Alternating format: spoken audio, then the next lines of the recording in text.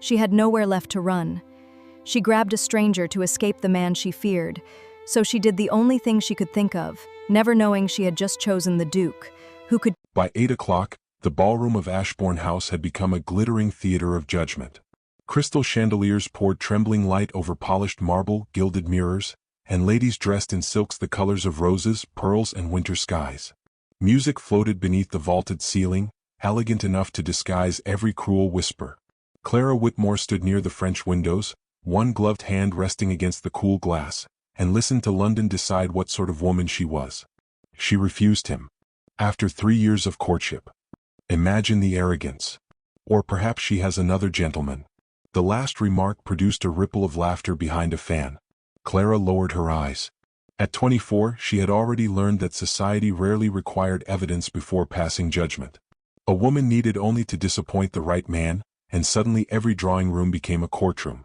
She wore a modest gown of pale rose silk, chosen because it was graceful without appearing ambitious. Her dark chestnut hair had been arranged in a braided crown, though several soft curls had escaped near her temples. She looked composed. Only the slight pressure of her fingers against one another betrayed the storm beneath that composure. Across the ballroom, Lord Edmund Vane was smiling. That smile had once made her believe she was safe. Edmund was handsome in the polished manner society admired. Tall, impeccably dressed, silver blonde hair swept back from a broad forehead, and eyes that could appear affectionate when witnesses were present. 3 months earlier, Clara had believed she would become his wife. Then she had discovered what his affection required. He wanted her father's botanical drawings transferred into his family's business. He wanted her to abandon the small artistic career she had begun building. Most of all, he wanted obedience disguised as devotion. When Clara had ended their engagement, Edmund had not shouted. He had simply looked at her and said, "You will regret teaching me that your pride matters more than my love." Now he crossed the ballroom toward her. Clara straightened. "Miss Whitmore," he said pleasantly, stopping before her. "You look remarkably well." "So do you, my lord." His smile deepened. "I had hoped we might speak privately. I do not think there is anything left to discuss." Several nearby guests suddenly became fascinated by the flowers arranged on a marble table. Edmund lowered his voice. "You continue to misunderstand the situation. Our disagreement need not become permanent. It already is." His expression hardened for only a second. "You ended an engagement that every family in London considered advantageous. I ended an arrangement that I no longer believed was honorable." A silence opened between them. Edmund leaned closer. "Careful, Clara." Her heart struck hard against her ribs, but she refused to step backward. "I have been careful for months." Something cold entered his eyes. "Then tonight," he murmured, "you may discover how little society rewards women who mistake defiance for courage." He walked away before she could answer. Clara remained still while the orchestra began another waltz. Around her, conversation resumed, quieter now but sharper. She could feel people watching, waiting for her dignity to crack. Then Edmund appeared beside the orchestra. He bowed to the musicians and requested the next dance. The announcement carried across the room. Clara knew exactly what he was doing. If she accepted, society would call their quarrel childish and assume reconciliation. If she refused, Edmund could present himself as the wounded gentleman and her as the unreasonable woman. She had never hated a ballroom more. The first notes began. Edmund approached and extended his hand. "Come, Clara." She looked at his hand, remembering all the promises hidden inside that gesture, and all the demands. "No." A collective hush seemed to pass through the room. Edmund's fingers slowly lowered. "How unfortunate," he said. He turned away, but Clara saw triumph hiding beneath his wounded expression. "You would make this ugly." She knew it. Her throat tightened. She needed air, distance, anywhere beyond the reach of his voice and London's hungry eyes. She slipped through the nearest cluster of guests and hurried toward the terrace doors. But Edmund followed. "Clara." She walked faster. "Miss Whitmore." The terrace was crowded too. Servants moved between tables, gentlemen discussed politics, and a quartet played beneath the night air. There was nowhere to disappear. Edmund caught up with her. "You cannot run from me forever." Clara turned. "I am not running from you." "Then stop behaving like a frightened girl." His words struck deeper than he intended. For one painful instant, she felt 16 again, powerless beneath the judgment of someone determined to define her. Then she saw him. A stranger stood beside one of the marble columns overlooking the gardens. He was tall, dark-haired, and dressed in a midnight blue evening coat embroidered so subtly with gold that he seemed both distinguished and deliberately restrained. His expression was calm, almost detached, yet his watchful eyes suggested he missed very little. Clara did not know his name. She did not know his family. She did not know why everyone else seemed to give him a wide circle of space. She only knew that Edmund was coming closer. Desperation overruled etiquette. Clara crossed the terrace, reached the stranger, and seized his arm. He looked down at her in surprise. Her breath trembled. "Forgive me, sir," she whispered, fighting to keep her voice steady. "For the next 5 minutes, I desperately require you to pretend that I belong to you." The stranger studied her frightened face. Then his expression changed, not into amusement but something quieter, almost protective. He offered his arm more firmly. "I think," he said, "that 5 minutes can be arranged." Edmund stopped several paces away. The stranger turned toward him. Clara felt the stranger's sleeve beneath her fingers, steady as a wall. She had reached for him blindly, yet something in his composure made her wonder whether fate had finally answered her fear that night, quietly. And for the first time that evening, Edmund looked afraid. The stranger did not ask Clara's name. He did not demand an explanation. He simply offered his arm with such effortless courtesy that the trembling in her fingers began to ease. Edmund approached them beneath the terrace lamps, his pleasant expression carefully restored. "Miss Whitmore," he said, "surely you do not intend to create another spectacle." The stranger's gaze remained upon him. "I believe the spectacle began before I arrived." A few nearby guests turned their heads. Clara swallowed. "Sir, I am sorry." "For what?" "For involving you." His mouth curved faintly. "You have not involved me in anything I cannot survive." Edmund's jaw tightened. "You have no idea who you are speaking to." "Nor," the stranger replied, "do you?" The words were quiet, but they carried. Edmund studied him more closely. His eyes fell upon the small black and gold signet ring on the stranger's right hand. For the first time, the confidence in his posture faltered. "You," Edmund whispered. The stranger gave no answer. Clara noticed the change and felt a flicker of curiosity beneath her anxiety. Edmund recovered quickly. "I suggest you be cautious, Miss Whitmore. You may discover that mysterious gentlemen are not always charitable." The stranger's arm remained steady beneath Clara's hand. "I suggest," he said, "that you allow the lady to decide what she discovers." Edmund bowed stiffly. "Enjoy your evening." He departed, but his retreat did not feel like surrender. It felt like a promise. Clara exhaled only when he disappeared through the ballroom doors. "I owe you an apology." "You have offered one already." "Then gratitude." "I shall accept that." She looked at him properly for the first time. He was perhaps 32, with thick dark hair, a strong jaw, and gray-blue eyes that seemed unusually attentive.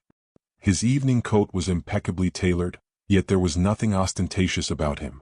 Even his elegance appeared restrained, as though he had spent years learning how to conceal power rather than display it. "You are not going to ask why I did that?" "No." "Why?" "Because if you wished me to know, you would tell me." The answer unsettled her more than a question would have. They stepped farther along the terrace. The cold night carried the scent of roses and damp stone from the gardens below. Music drifted through the open doors behind them, muffled now, like a memory from another room. "My name is Clara Whitmore." "I know." She looked at him sharply. He smiled. "London is smaller than it pretends to be." "And yours?" "Julian." "Only Julian?" "For tonight." Despite herself, Clara laughed. It was a small sound, but it felt like the first honest thing she had done all evening. Julian noticed. "You should laugh more often." "I should probably avoid giving society further reasons to discuss me."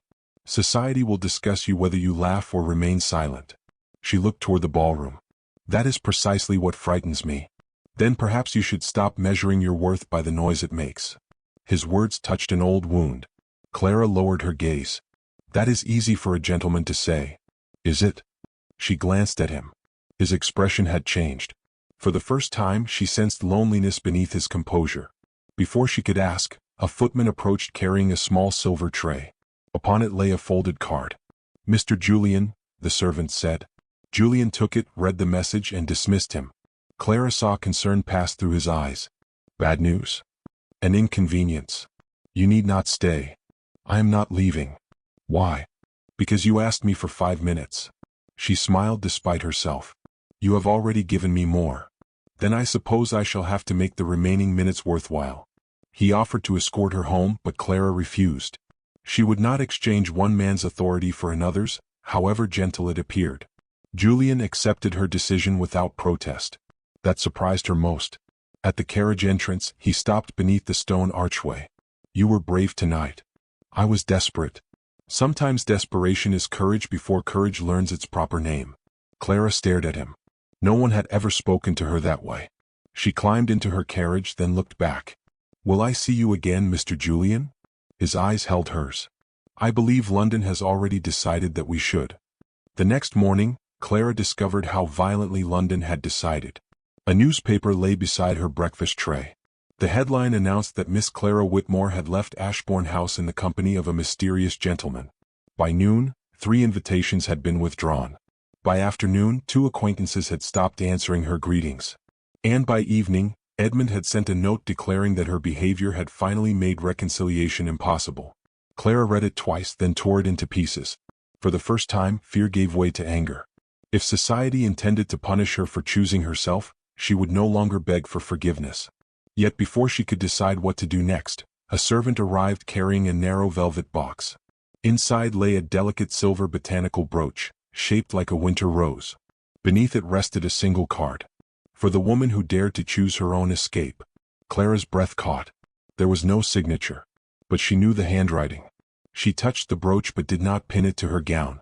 Accepting a gift from a stranger seemed reckless, especially when every rumor already threatened her name. Yet the little silver rose reminded her of something she had nearly forgotten. Kindness could exist without a price. She wondered who Julian truly was, why Edmund had recognized his ring, and why a man who appeared so accustomed to command had chosen to protect a woman he barely knew. Those questions followed her through the silent house, growing heavier with every passing hour, until curiosity became something dangerously close to anticipation. She could not yet understand what danger awaited. And suddenly, the stranger from the ballroom no longer seemed like a fortunate accident. 3 days after the ball, Clara received an invitation sealed with black wax and bearing the crest she had seen on Julian's ring. Blackmere Hall. The invitation contained one sentence: "Your father's work may be in danger. I believe you deserve to know why." She read it twice. Her father's work could dissolve her caution. Edward Whitmore had been a gifted botanical illustrator whose delicate studies of rare English plants had attracted collectors throughout Europe. After his death, his final portfolio vanished, leaving debts, unfinished sketches, and suspicion that someone had exploited her family's grief. She had never told Julian. Yet somehow he knew. The next day her carriage traveled north. Bare branches scratched against a pewter sky, while frost glittered across the land. Clara wondered if she was foolish. Trusting a mysterious gentleman was one thing, entering his estate alone was another. At Blackmere Hall, Clara expected grandeur, not melancholy. The house rose from the hillside in dark stone, windows reflecting the colorless afternoon. Ivy climbed one wing, the gardens surrendered to winter. Beyond them stood a vast glass house, its iron framework shining. Julian waited at the entrance. Without the ballroom he seemed less distant and more human. "You came. You said my father's work was in danger. I would not have summoned you otherwise." He led her through an entrance hall smelling of cedar, coal smoke, and old books. Portraits watched from the walls, stern-faced Ashfords surrounded by symbols of power. "Do not let the portraits intimidate you," Julian said. "Most of them were miserable men." "Your ancestors?" "Especially my ancestors." Her smile escaped before she could stop it. He noticed but said nothing. In the library, sunlight fell across shelves of leather-bound books. On a table lay several botanical illustrations. Clara stopped cold. She knew them. They were her father's. Her fingers hovered above the nearest sheet. "Where did you find these?" "They were purchased through a London dealer." "By whom?" "My family." She looked at him. "Why?" Julian's expression became serious. "Someone has been buying your father's surviving work and removing it from circulation." Clara felt cold despite the fire. "Edmund? I cannot prove that yet." The name landed like a stone. Julian explained that rare illustrations had disappeared from private collections through intermediaries connected to Edmund's business associates. He had begun investigating because some drawings were connected to a botanical project on Blackmere land. Clara's anger rose. "You knew this before you met me. I knew there was a connection. And you used me to discover it." "No." His answer came immediately. "I concealed information. I will not insult you by pretending otherwise, but I did not approach you to exploit your grief. Then why? Julian looked toward the window. Because at the ball, you were the first person in years who spoke to me without knowing what I was. Clara frowned. What does that mean? He turned toward her. I am Julian Ashford, Duke of Blackmere. Silence swallowed the room. Clara stared. The ring, Edmund's fear, the servants, the estate, everything aligned at once. You are a duke. Yes. And you allowed me to call you Julian. I preferred it. You let me take your arm as though you were an ordinary gentleman. I was an ordinary gentleman before I was a duke. Her eyes flashed. No. You were a duke pretending not to be one. Julian accepted the accusation without anger. You are right. His honesty disarmed her. Clara turned away, fighting embarrassment. I made a fool of myself. You trusted a stranger because you needed help. There is no shame in that. You knew exactly how much power you possessed. And I knew exactly how society changes when a title enters the room. His voice softened. I wanted one conversation where someone saw me before the title. Vulnerability showed. Does everyone want something from you? Almost everyone. And what do you want from me? Julian hesitated. Nothing you are unwilling to give. Her heart tightened. The answer was undeniable. She turned toward the window. I ended my engagement because Edmund believed love gave him authority over me. Julian remained silent. He wanted my father's drawings. He wanted my work. He wanted me to stop making decisions without him. Every request arrived dressed as affection until I could no longer tell where love ended and possession began. You chose yourself. I chose freedom. Julian's voice was quiet. Then I will never ask you to surrender it. She turned. Their eyes met. The distance between them suddenly felt dangerously small. He stepped closer but stopped before touching her. Clara, I have no intention of becoming another man you must escape. Her breath caught at the sound of her name. For one fragile moment, the walls seemed to disappear. Then Julian crossed to a cabinet and removed a small iron key. What is this? The key to the glass house. She stared at him. Why give it to me? Because it has been abandoned for years. I do not understand. You told me your father taught you that dead gardens can sometimes be revived. Her eyes filled unexpectedly. You remembered that? I remember everything you say. The admission sounded like a confession. Clara closed her fingers around it. For the first time since Edmund entered her life, a man had offered something without demanding ownership. The neglected glass house held more than broken panes and dormant vines. It held possibility. And beneath that fragile hope was a darker truth. If Edmund was behind the stolen drawings, their conflict had become far more dangerous than a ruined engagement. Julian came beside her. We must return to London, he said. To confront him? To confront the truth. Outside, winter wind moved through bare branches like a warning. Clara closed her hand around the key. She had entered Blackmere Hall seeking answers about a mysterious stranger. She was leaving with something far more dangerous. Trust. And trust, she was beginning to understand, could change the entire balance of power. By the time Clara returned to London, the woman who had entered Blackmere Hall uncertain and guarded was gone.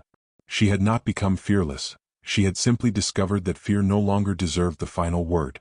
For weeks, she worked beneath the quiet protection of her own determination. She exhibited her botanical illustrations in a small Mayfair gallery, answered questions with calm precision, and refused every invitation that seemed designed merely to inspect the scandal surrounding her. Each drawing she displayed carried her father's name beside hers, restoring a legacy that others had tried to bury. Edmund watched from a distance. His silence frightened her more than his anger had. Then came the winter ball at Ashbourne House. The same chandeliers glittered above the marble floor, but Clara entered beneath their light without lowering her gaze. She wore a gown of deep green silk, modestly cut yet striking, with ivory lace at her throat and a small silver rose fastened near her waist. Whispers began immediately. There she is. The Duke's favorite. Apparently she has ambitions beyond her station. Clara heard every word. She kept walking. At the far end of the ballroom stood Edmund, immaculate as ever, surrounded by gentlemen who laughed too eagerly at his remarks. When he saw Clara, his expression became pleasantly composed. He crossed toward her. You have made quite a name for yourself. I have been fortunate. Fortunate? His smile sharpened. Or protected? Clara met his eyes. My work speaks for itself. Does it? He drew a folded document from his coat.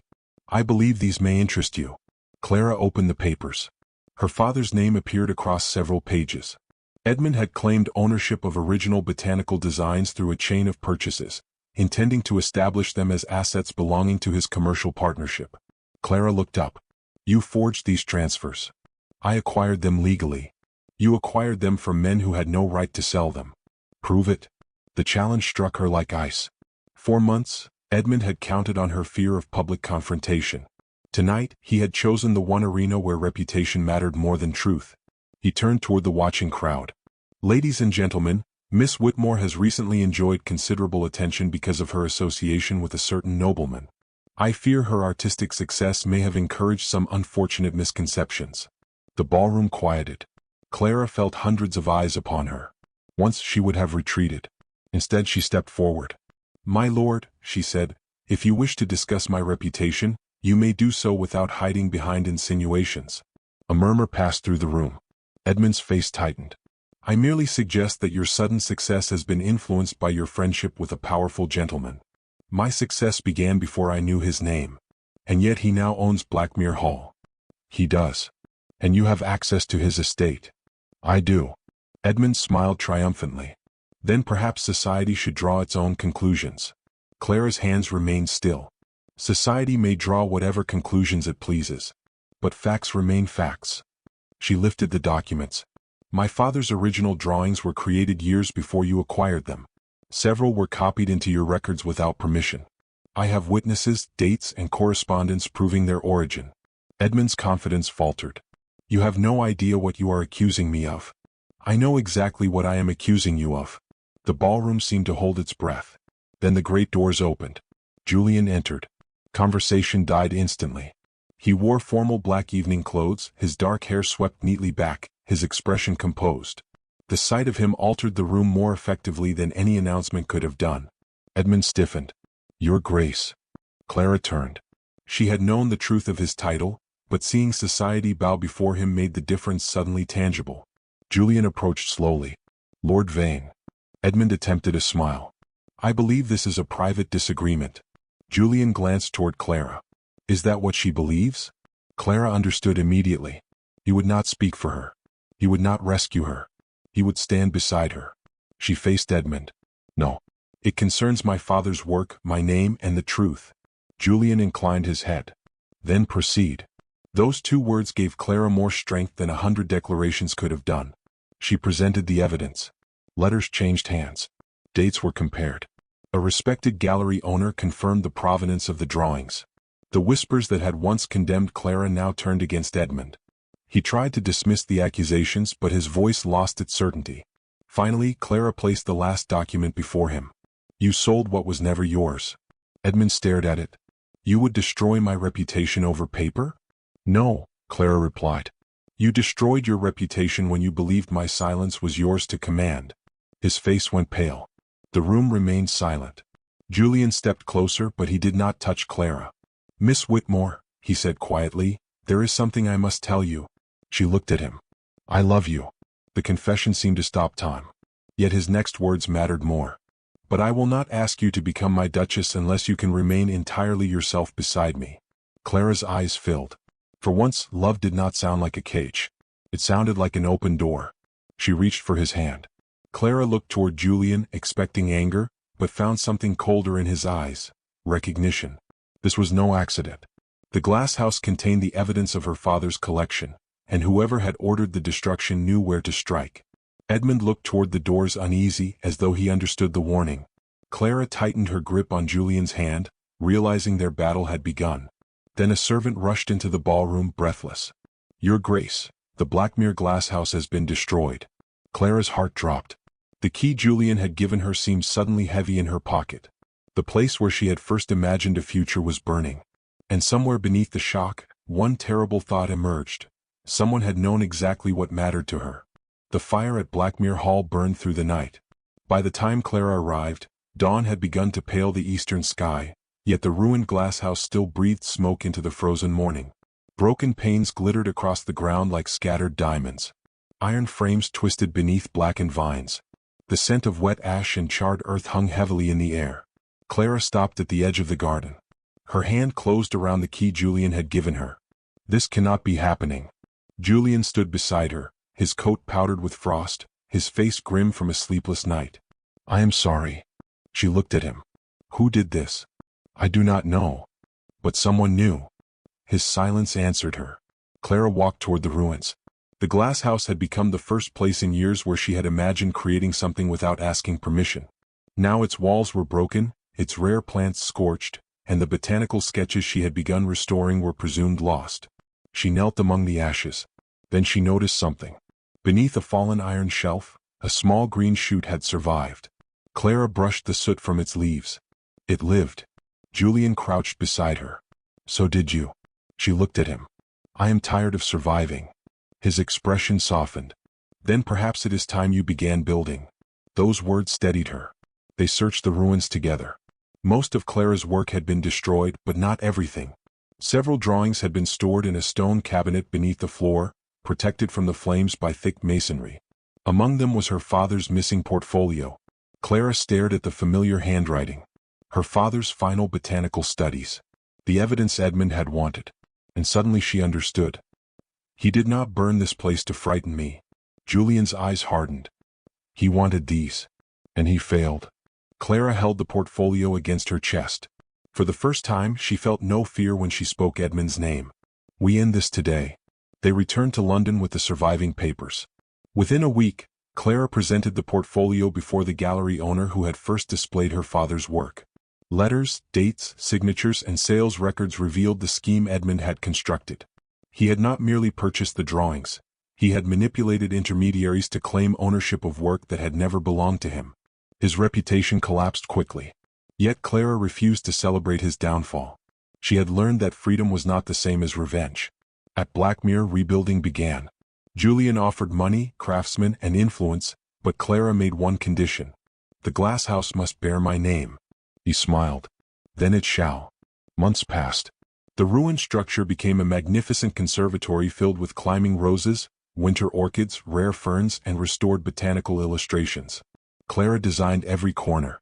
She opened its doors to young women who wished to study art and horticulture but had been told such ambitions were unsuitable.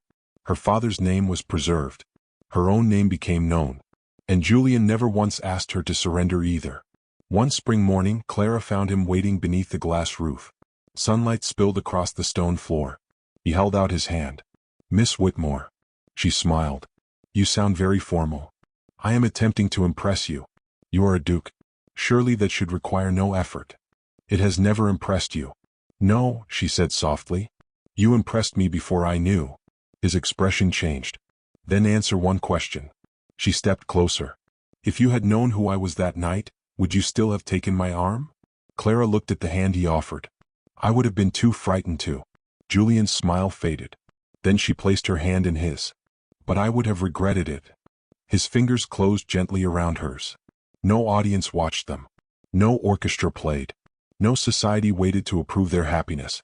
There was only sunlight, flowers, and the quiet certainty that neither had to possess the other to be loved.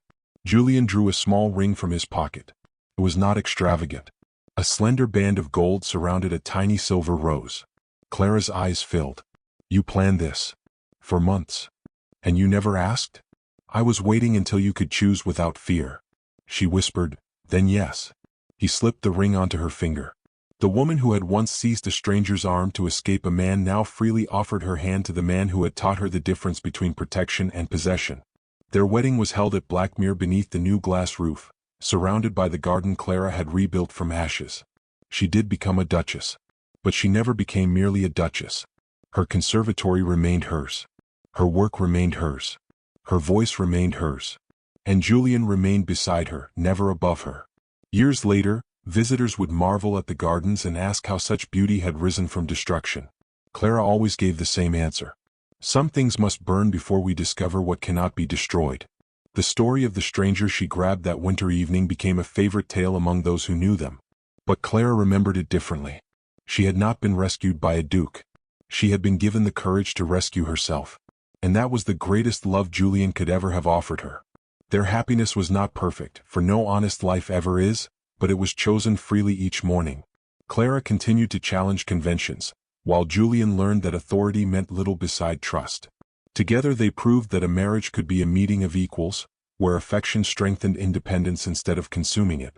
Their home became a place where wounded hearts could breathe, create, and begin again, without surrendering their dignity. If this story touched your heart, remember its lesson. True love does not demand that you become smaller to fit inside another person's world. It gives you room to become fully yourself. If you enjoyed Clara and Julian's journey, like, share, comment, and subscribe for more unforgettable Victorian romance stories. In the end, Clara learned that true love is never a cage, and a person who truly loves you will never ask you to surrender your dreams, your dignity, or your freedom. Julian did not save her by controlling her life. He stood beside her while she found the courage to save herself. Her greatest victory was not becoming a duchess. It was becoming a woman who finally understood her own worth. The lesson is simple. Never choose someone who makes you smaller just to keep them happy. The right person will not silence your voice. They will give you the freedom to use it. Sometimes, the stranger we reach for in our darkest moment is not the person who rescues us, but the person who helps us discover that we were strong enough to stand all along.